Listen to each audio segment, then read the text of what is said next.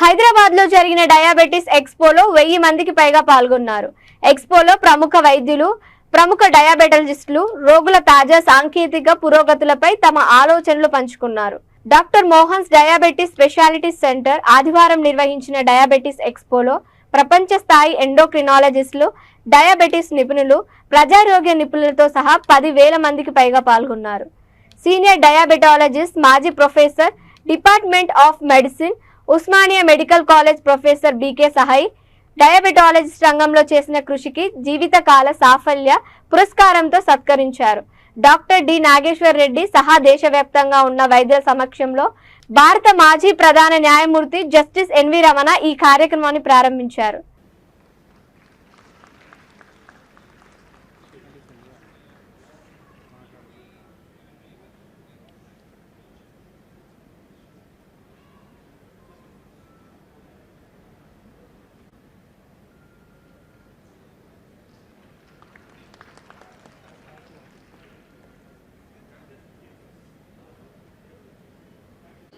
UAE, Hyderabad. I said that right, I hope. Thank you, sir, for sparing time to be with us at this expo. Please to accept a moment. Disseminate knowledge about diabetes and its complications in a fun and interactive manner. The expo also offers the participants can interact with various healthcare experts, take up fitness challenges, visit the diet island, participate in games and activities. At this expo, we have something for everyone of all ages.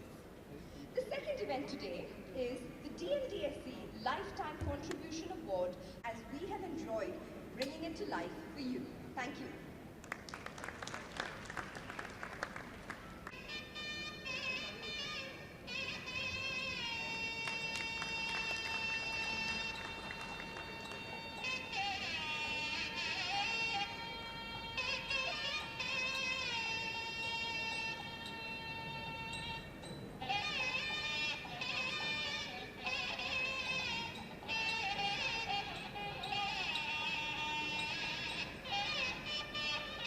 ఆరోగ్యమే మహాభాగ్యం.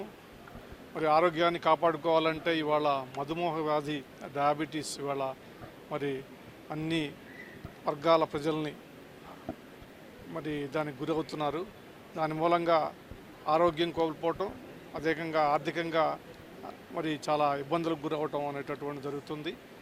అనేక మంది యువకుల్లో ప్రత్యేకించి 18 సంవత్సరాల లోపు యువకులు కూడా ఇవాళ ఈ డయాబెటీస్ వ్యాధికి గురవుతున్నారు. కాబట్టి డయాబెటీస్ వ్యాధి రాకుండా నివారించడం ఎలా అనేటటువంటి దాని మీద ఎక్కువ మనం దృష్టి పెట్టాలా. అదేవిధంగా వచ్చిన తర్వాత తీసుకోవాల్సినటువంటి జాగ్రత్తలు, తర్వాత ఏ రకంగా దాన్ని నివారించవచ్చు, దాన్ని కంట్రోల్ చేయాలనేటటువంటి విషయాల మీద మోహన్ డయాబెటీస్ సెంటర్ మరి ఈరోజు ఇవాళ ఎక్స్పో 2024 డయాబెటీస్ ఎక్స్పో 2024 అనేటటువంటిది ఏర్పాటు చేయడం జరిగింది. దీంట్లో మరి ఈ మధుమేహ వ్యాధి నివారణ, తర్వాత వచ్చిన తర్వాత తీసుకోవాల్సినటువంటి జాగ్రత్తలు, వివిధ అంశాల మీద ఇక్కడ ప్రజలకి అర్థమయ్యేటట్టుగా ఒక అవగాహన కలిగించేటటువంటి రీతిలో ఏర్పాటు చేయడం జరిగింది. కాబట్టి మరి ఇవాళ